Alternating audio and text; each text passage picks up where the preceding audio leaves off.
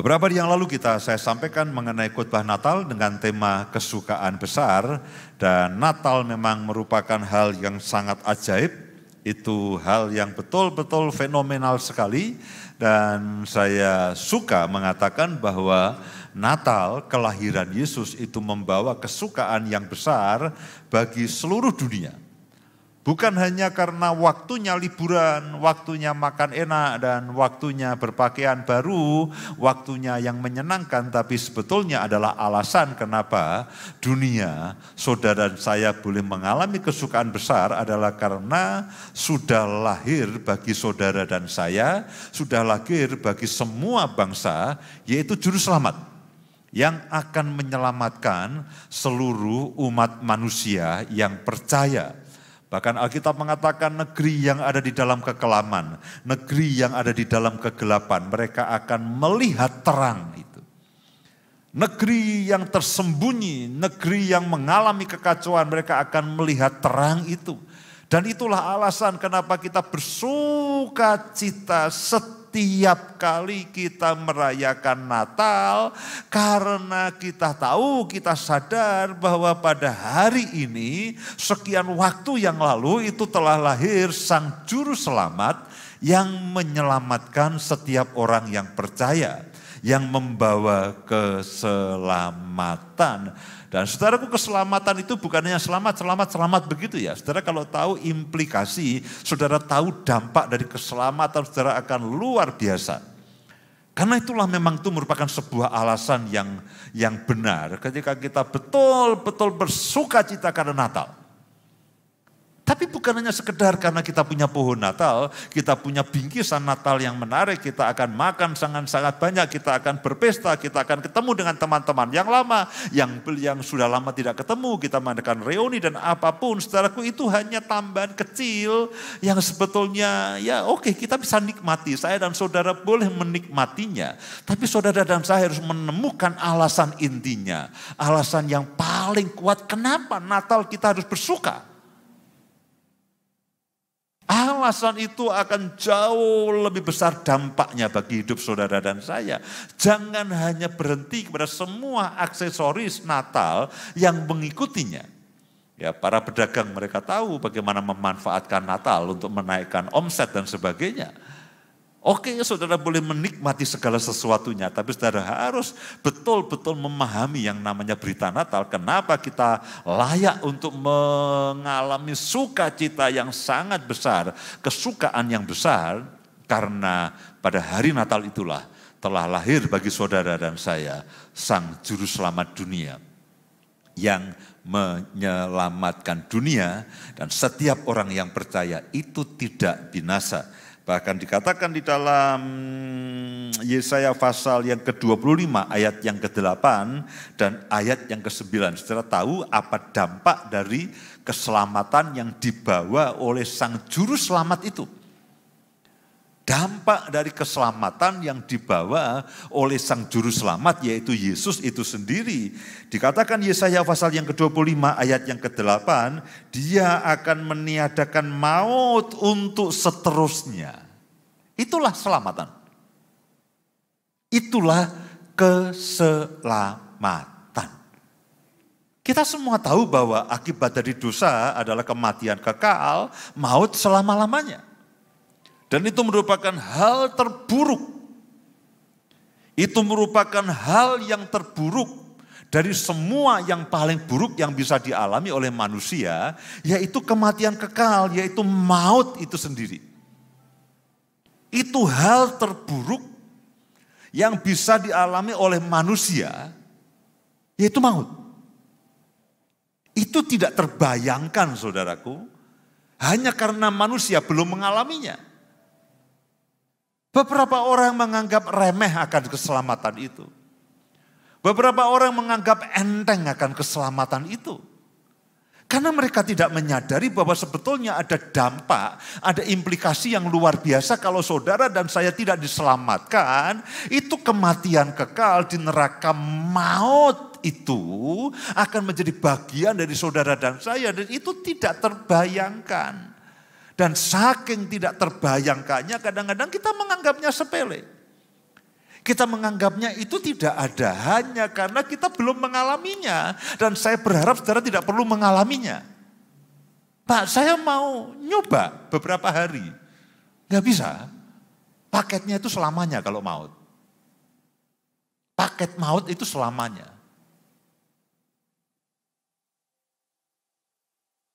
Kadang-kadang orang menyepelekan keselamatan karena mereka tidak menyadari bahwa kalau mereka tidak menerima keselamatan dari Sang Juru Selamat itu sebetulnya mereka ada di dalam maut, kematian kekal di dalam neraka, di sana ada kertak gigi, di sana ada tangisan yang tidak pernah berhenti dan itu selama-lamanya hanya oleh kasih karunia Tuhan, saudara dan saya yang percaya, saudara diselamatkan dan itu artinya Tuhan meniadakan maut untuk saudara dan saya sekarang dan seterusnya.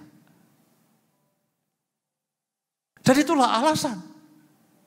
Itulah alasan kenapa saya dan saudara itu layak dan pantas dan bahkan harus mengalami kesukaan yang besar karena saya dan saudara menerima keselamatan itu yang artinya maut tidak lagi berkuasa atas saudara sekarang dan seterusnya. Amin. Dan itu ajaib. Itulah yang ajaib, itulah yang ajaib saudaraku.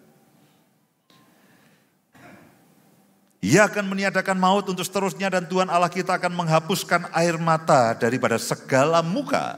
Dan aib umatnya akan dijauhkannya dari seluruh bumi sebab Tuhan telah mengatakannya.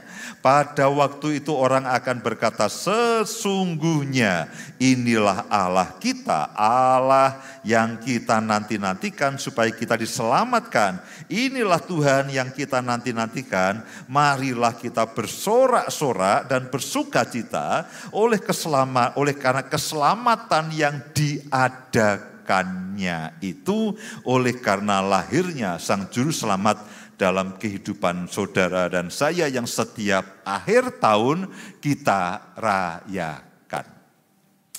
Nah, saudaraku, ketika saya berdoa, Tuhan, apa yang harus saya sampaikan mulai minggu depan ini, mulai minggu ini dan seterusnya.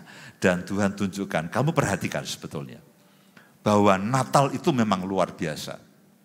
Tapi Natal itu baru awalan, saudaraku. Natal itu baru awalan.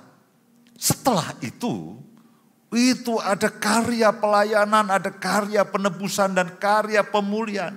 Karena itulah khotbah saya pada pagi hari ini itu bicara mengenai karya pemulihan, Natal dan karya pemulihan yang tentu saja dilakukan oleh Yesus sendiri. Karena kelahiran Yesus itu bukan akhir. Karena kelahiran Yesus itu adalah awal sebetulnya. Setelah itu ada banyak hal yang ajaib. Ketika saudara percaya, saudara menerima janji keselamatan. Lalu pada akhirnya saudara akan mendapatkan kenyataan dari keselamatan itu. Nah, di antaranya inilah itu ada karya pelayanan, ada karya pemulihan yang Yesus kerjakan dalam kehidupan saya dan saudara. Jadi jangan berhenti di Natal. Oke, Natal sudah usai, Natal sudah berlangsung, kita sudah berganti tahun, sampai ketemu ya di Natal berikutnya. Lalu menjelang akhir tahun, awal Desember, kita ketemu lagi ini mau Natalan lagi. Saudaraku, tidak ada yang salah dengan saya dan saudara bersenang-senang karena Natal, karena artinya memang disitulah kita semua harus bersuka cita telah lahir Sang Juru Selamat dunia. Tapi saya ingin tunjukkan pada saudara bahwa sebetulnya Natal itu merupakan sebuah awalan. Natal itu merupakan sebuah permulaan. Ada banyak karya Tuhan yang lainnya yang terjadi setelah Natal itu lahirnya Sang Juru Selamat. Yang menjanjikan keselamatan bagi setiap orang yang percaya. Dikatakan bahwa dia akan menghapuskan air mata. Dia akan menghapuskan celah daripada umatnya. Nah, itulah sebetulnya yang dia akan lakukan setelah Natal. Jadi beberapa minggu kemudian, mulai hari ini saya akan bicara mengenai pemulihan. Supaya saya dan saudara tidak hanya berhenti dengan Natal. Memang Natal itu sebuah keajaiban. Tapi hari-hari setelah Natal yang dijalani oleh Yesus, hari-hari ketika dia melayani, bahkan sampai di puncak pelayanannya ketika dia disalibkan dan dia menang atas maut lalu dia bangkit. Itu merupakan hari-hari yang luar biasa. Bahkan setelah dia naik ke surga, dia naik ke surga dan pelayanannya dilanjutkan oleh para rasul yang terus berganti dan sampai dengan hari ini pelayanan Tuhan Yesus, karya Tuhan Yesus itu dilanjutkan oleh saudara dan saya. Apa yang sudah dimulai oleh Yesus itu, sekarang ini saya dan saudaralah yang melanjutkannya. Pada zaman kisah para rasul-rasul, rasul-rasullah yang meneruskan pelayanan Yesus. Kitab Injil pada pasal-pasal awal itu bicara mengenai kelahiran Yesus. Itu hanya pada pasal-pasal awal, 1-2 pasal saja. Setelah itu adalah berbicara mengenai pelayanan Yesus. Sampai dia naik ke surga. Dan setelah dia naik ke surga, lalu pelayanannya, karya daripada Yesus, pelayanan dari Yesus itu lalu dilakukan oleh para rasul dan terus oleh para hamba-hambanya sampai sekarang kepada saudara dan saya. Saudara dan saya adalah orang-orang yang diselamatkan oleh karena Natal dan karya penebusan Kristus. Dan saudara bukan hanya orang-orang yang diselamatkan. Kita sampai kepada titik kita akan ada di dalam visi besarnya Tuhan. Dan saudara juga orang-orang yang akan membawa keselamatan itu kemanapun. Mari lihat sama-sama di dalam Yesaya pasal yang ke-11. Yesaya pasal yang ke-11 ayat yang pertama. Mulai minggu ini saya akan berbicara mengenai pemulihan segala sesuatunya. Karena untuk itulah Tuhan Yesus itu datang. Ada begitu banyak yang Tuhan ingin kerjakan. Jadi kita sudah menikmati sukacita Natal. Saudara dan saya akan menikmati sukacita-sukacita yang lainnya. Jangan mengatakan, sampai ketemu Natal berikutnya kita akan bersenang-senang bersama. Sepanjang tahun ini kita akan bersenang-senang karena kita mengerjakan visi dan misi yang daripada Tuhan. Bukan hanya kita merayakan kelahirannya, tapi saya berdoa setiap hari kita akan merayakan akan pekerjaannya. Kita akan merayakan pelayanannya. Dan saya berharap saya dan saudara ada di situ. Saudara bukan penonton. Ajaib, saudaraku. Ajaib apa yang Tuhan singkapkan ajaib. Mungkin sepanjang tahun saya akan bicara mengenai pemulihan segala sesuatu, entah sampai kapan saya tidak tahu. Karena ketika saya baca, ya Tuhan, ternyata Natal ini memang barulah sebuah awalan saja. Dan setelah itu ada karya-karya yang ajaib, ada karya-karya yang besar. Yesaya 11 ayat yang pertama. Tema perikopnya adalah Raja Damai yang akan datang. Jadi ini nubuatan mengenai Yesus. Raja Damai yang akan datang. Ini di nubuatan mengenai Yesus yang disampaikan Tuhan lewat Nabi Yesaya. Suatu tunas akan keluar dari tunggul Isai. Daud itu anak Isai. Dan dikatakan satu tunas akan keluar dari tunggul Isai. Dan taruk yang akan tumbuh dari pangkalnya akan berbuah. Yesus juga disebut dengan sang tunas itu sendiri. Jadi kelahiran Yesus itu sebetulnya sebuah tunas. Itu sebuah tunas. Muncul mulai bersemi dari tunggul Isai. Daud adalah keturunan Isai. Nah, yang kita rayakan hari-hari ini itu adalah keluarnya tunas itu. Keluarnya tunas itu. Dan Alkitab mengatakan Taharuk itu akan tumbuh dari pangkalnya, lalu akan berbuah. Nah, ketika kita meringati Natal, kita memang menerima janji Tuhan bahwa kita akan terima keselamatan, kita akan terima segala-galanya. Tapi sebetulnya itu belum dikerjakan oleh Yesus. Yesus itu masih sebuah tunas. Baru setelah sekian lama dikatakan dia bertumbuh, lalu dia berbuah. Nah, sekarang ini kita merayakan tumbuhnya tunas itu. Keluarnya tunas itu.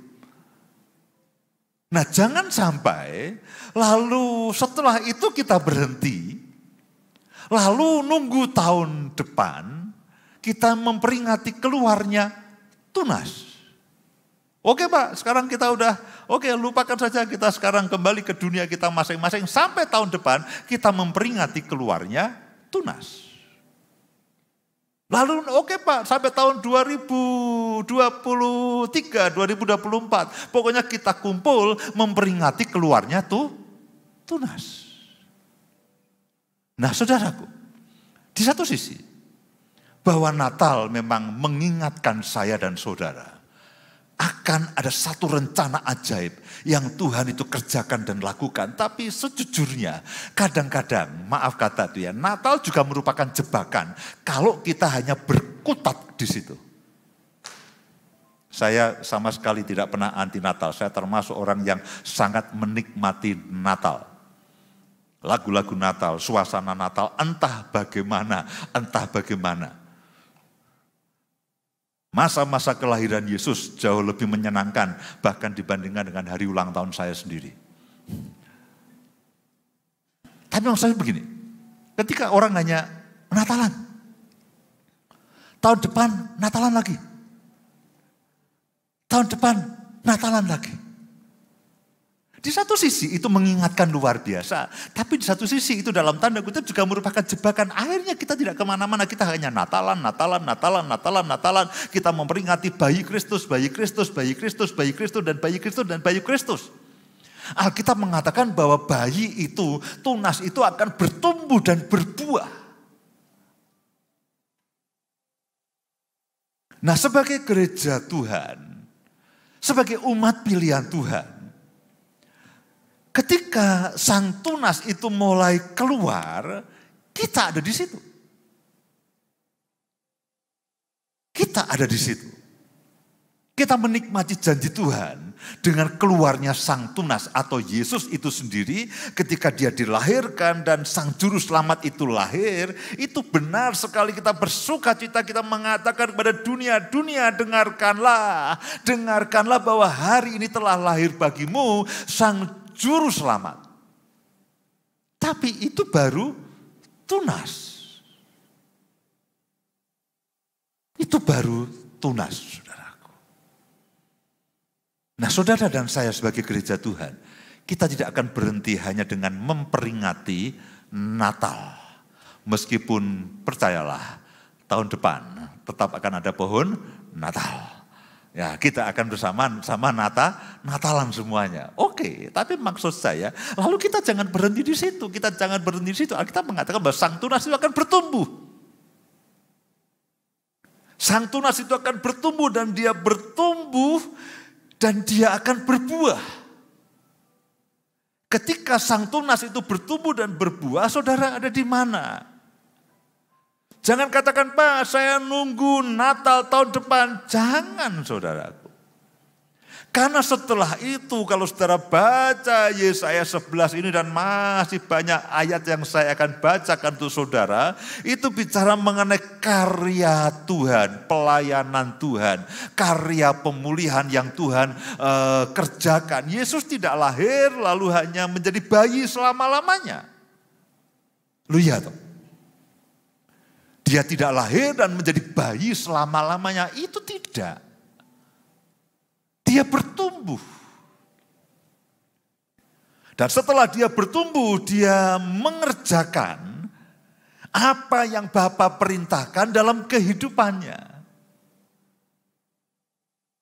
Saudara dan saya ada di mana ketika dia bertumbuh dan dia mulai melakukan pelayanannya. Saya dan saudara harus ada di situ karena itu hari-hari yang ajaib. Bahwa sekali lagi Natal itu menyenangkan. Tapi itu baru tunas. Hari-hari pertumbuhan Yesus itu juga menyenangkan. Jauh lebih menyenangkan. Alkitab mengatakan, Alkitab mencatat apa komentar orang mengenai Yesus. Dia menjadikan segala-galanya itu menjadi baik. Itu adalah berita pemulihan. Dan saya dan saudara harus mengalami itu. Harus mengalami apa yang Alkitab catat, yang dialami oleh orang-orang selama Yesus ada di muka bumi ini. Dan mereka mengatakan, lihatlah apa yang dilakukan Yesus, lihatlah apa yang dikerjakan Yesus. Dia menjadikan segala-galanya baik. Nah, itulah berita pemulihan, itulah karya pemulihan. Hal yang sama saya dan saudara harus alami, bahwa ketika Tuhan ada dalam kehidupan saudara dan bertumbuh dan berbuah,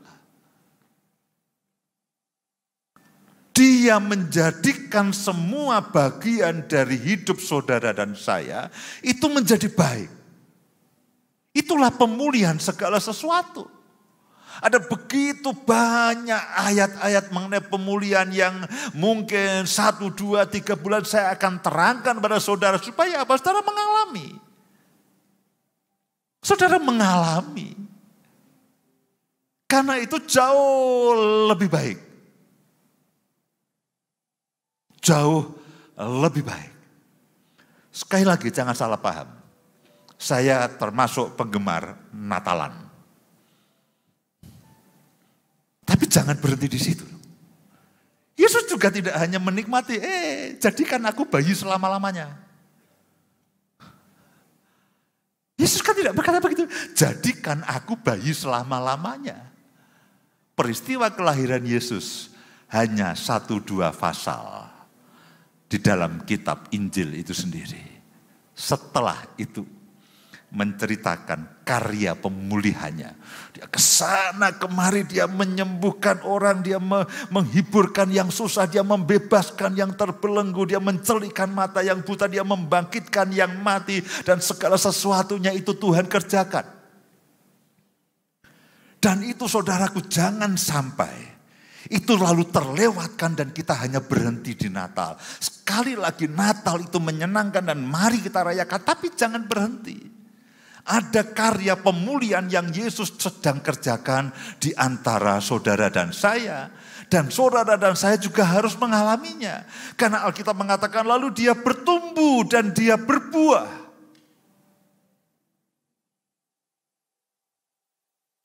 Saya baru sadar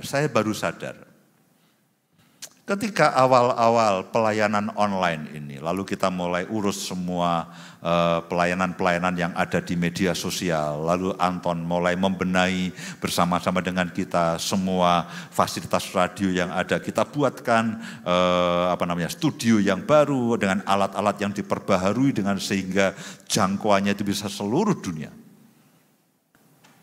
Lalu Tuhan katakan, satu kali, engkau setiap kali, engkau harus mendoakan orang-orang dengan supaya apa? Tanda-tanda heran, mujizat dan pernyataan kuasa Tuhan itu menyertai setiap pemberitaan firman. Saya awalnya Tuhan, aku bukan pendeta yang biasa fasih mendoakan orang itu sembuh. Entah bagaimana ada hamba-hamba Tuhan yang punya kemampuan atau punya karunia, tepatnya karunia kesembuhan dan bisa menyembuhkan orang secara langsung. Saya biasanya kalau dengan Bu Indah lalu ada orang minta didoakan, saya akan coba pura-pura sibuk dan Bu Indah yang mendoakan. Dia lebih tegel begitu, dia lebih berani memegang kaki orang dan sebagainya, dia lebih berani. Saya lebih mendoakan dari jauh saja. Ya kalau sembuh, kalau tidak. Nah entah bagaimana, saya punya ketakutan seperti itu. Kadang-kadang saya kagum dengan para hamba Tuhan yang berani berhadapan dengan orang sakit, face to face lalu mendoakan sampai sembuh. Saya katakan, Tuhan, entah bagaimana kok aku ini tidak bisa. Lalu ketika pelayanan online ini mulai berkembang, dan radio kita didengarkan di banyak negara, Tuhan katakan, seperti dalam Ibrani pasal yang kedua, aku akan meneguhkan setiap pemberitaan firman. Aku yang akan meneguhkan setiap pemberitaan firman itu dengan tanda-tanda heran, dengan mujizat, dengan pernyataan kuasa. Saya katakan, Tuhan, ini ayat ini Tuhan. Iya, ayat ini nih. Ayat ini. Jaminannya ayat ini. Bahwa engkau akan meneguhkan setiap pemberitaan firman dengan tanda-tanda heran dan mujizat, dengan pernyataan kuasa-kuasa Tuhan. Ayat ini Tuhan. Iya betul. Nah kalau ayat ini aku berani. Karena engkau yang menyembuhkan, aku hanya alatnya. Jadi setiap kali saudara tentu ingat entah sekian mulai bulan apa saya lupa. Lalu setiap kali saya berdoa, setiap kali saya berdoa. Dan ketika kesaksian yang pertama itu masuk, saya puji Tuhan. Tapi gimana ya? Cuman satu. Lalu mulailah 3, 4. Saya katakan Tuhan, ya puji Tuhan. Tapi apakah ini akan berlangsung terus? Lalu setelah dari minggu ke minggu selalu ada kesaksian yang masuk. Saya mulai menyadari Tuhan, ada sesuatu yang besar yang kau ingin kerjakan. Dan ketika orang-orang itu mengatakan, Pak, jangan sampai itu ya. Kalau ibadah itu momen didoakannya orang-orang yang sakit dan punya masalah itu jangan sampai hilang. Saya mulai mengerti. Ada sesuatu yang Tuhan ingin kerjakan. Tuhan mau supaya dunia itu tidak hanya menikmati sang bayi. Dunia tidak hanya menikmati sang bayi itu. Yayunya lalu yang oleh karena itu lalu dirayakan bersama-sama. Entah berapa ratus miliar, entah berapa triliun yang dihabiskan untuk perayaan Natal. Ngomong-ngomong, pengeluaran terbesar kita itu adalah pada bulan Desember, saudaraku.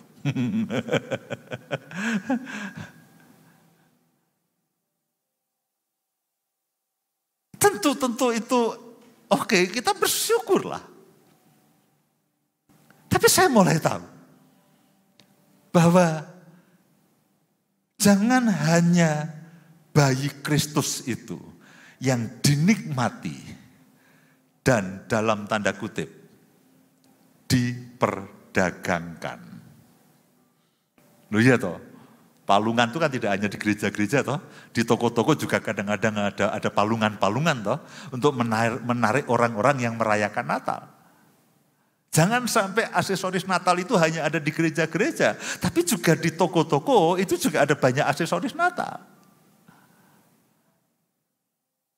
Tapi Tuhan mau bahwa jangan hanya bayi sang tunas itu yang diperingati, tapi sang tunas itu terus bertumbuh dan berbuah. Yesaya 11 ayat yang pertama. Ternyata saya hanya berhenti di Yesaya 11. Padahal ada banyak bagian ayat yang lain. Ini mestinya ayat pembuka, saudaraku. Tapi ternyata kita hanya bisa berhenti di sini. Minggu depan saya akan lanjutkan. Tapi kita selesaikan Yesaya 11 ini sebelum kita selesai. Suatu tunas akan keluar dari tunggul Isai dan taruk yang akan tumbuh dari pangkalnya akan berbuah. Roh Tuhan akan ada padanya. Roh hikmat, pengertian, nasihat, keperkasaan, pengenalan dan takut akan Tuhan. Ya, kesenangannya ialah takut akan Tuhan. Ia tidak akan menghakimi dengan sekilas pandang saja atau menjatuhkan keputusan menurut kata orang, tetapi ia akan menghakimi orang-orang lemah dengan keadilan dan akan menjatuhkan keputusan terhadap orang-orang yang tertindas di negeri dengan kejujuran. Dia akan menghajar bumi dengan perkataannya seperti dengan tongkat, dan dengan nafas mulutnya ia akan membunuh orang fasik. Ia tidak akan menyimpang dari kebenaran dan kesetiaan, seperti ikat pinggang tetap terikat pada pinggang. Serigala, perhatikan, ini salah satu suasana pemulihan segala sesuatu. Akan ada damai di antara bangsa-bangsa. Serigala akan tinggal bersama dengan domba, dan macan tutul akan berbaring di samping kambing. Anak lembu dan anak singa akan makan rumput bersama-sama, dan seorang anak kecil akan menggiringnya. Lembu dan beruang akan sama-sama makan rumput, dan anaknya akan sama-sama berbaring, sedang singa akan makan jerami seperti lembu. Anak yang menyusu akan bermain-main dengan liang ular tedung, dan anak yang cerai susu akan mengulur tangannya ke sarang ular beludak. Ayat-ayat yang baru saja kita baca itu merupakan ayat-ayat yang menggambarkan suasana pada waktu pemulihan segala sesuatu itu terjadi. Tidak ada yang akan berbuat jahat, ayat yang ke-9, atau yang berlaku busuk di seluruh gunungku yang kudus. Nanti kita akan sampai kepada gunungku yang kudus. Apa sih gunungku yang kudus itu? Dalam pembahasan bulan-bulan depan, minggu-minggu depan, kita akan sampai kepada poin gunungku yang kudus. Tidak akan ada berbuat jahat atau yang berlaku busuk di seluruh gunungku yang kudus. Sebab seluruh bumi penuh dengan pengenalan akan Tuhan. Seperti air laut yang menutupi dasarnya. Maka pada waktu itu Taruk dari pangkal Isai, Tunas yang tadi kita baca di ayat yang pertama, akan berdiri sebagai panji-panji bagi bangsa-bangsa. Dia sudah bertumbuh dan dia sudah berbuah. Dia akan dicari oleh suku-suku bangsa, dan tempat kediamannya akan menjadi mulia. Saudara akan belajar nanti gunung yang kudus itu apa, tempat kediamannya itu apa, menjadi mulia itu apa. Ayat yang pertama sampai dengan ayat yang ke-10 dari Yesaya ayat yang 11 ini, dari Yesaya pasal yang ke-11 ini, membicarakan perjalanan sang Tunas itu. Mulai dari Tunas yang tumbuh dari Taruk, dari pangkal Isai ini, sampai dia bertumbuh, sampai dia berbuah, sampai dia memuliakan akan kediamannya. Yesaya pasal yang ke-11, ayat yang pertama bicara mengenai Natal. Ayat-ayat berikutnya sampai akhirnya itu bicara mengenai pemulihan segala sesuatu. Satu ayat terakhir. Minggu-minggu depan saya akan bicara lebih detail. Tapi ini ayat yang terakhir. Kisah Para Rasul pasal yang ketiga, ayat yang ke-19 sampai dengan yang ke-21. Kisah Para Rasul pasal yang ketiga, ayat 19 sampai 21. Karena itu sadarlah dan bertobatlah, supaya dosamu dihapuskan, agar Tuhan mendatangkan waktu kelegaan. Dia menjadikan segala sesuatunya menjadi baik. Itulah waktu kelegaan. Dan mengutus Yesus yang dari semula diuntukkan bagimu sebagai Kristus, bukan hanya sebagai anak bayi yang baru lahir. Kristus itu harus tinggal di surga, perhatikan baik-baik, sampai waktu pemulihan segala sesuatu, seperti yang telah difirmankan Allah dengan perantaraan nabi-nabinya yang kudus di zaman dahulu. Jadi Kristus harus tinggal di surga sebelum dia datang yang kedua kalinya untuk menjemput saudara dan saya. Dia harus di surga sampai waktu pemulihan segala sesuatu. Jadi antara Yesus datang yang pertama kali dan Yesus datang yang kedua kali, inilah yang dikatakan waktu di mana pemulihan segala sesuatu. Dan saudara ada di sini. Saudara akan menikmati pemulihan segala sesuatu, dan saudara akan menjadi bagian dari pelayanan pemulihan segala sesuatu. Saya berharap siapkan diri saudara, siapkan hidup saudara.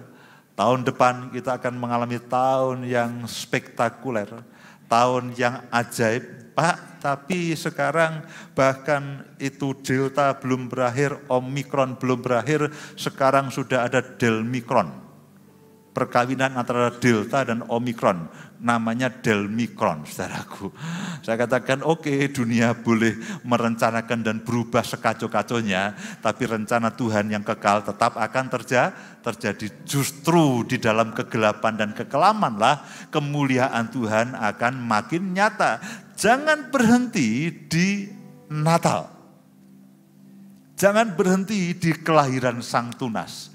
Karena Sang Tunas itu bertumbuh dan sedang berbuah. Kita ada di sini. Mari kita berdoa.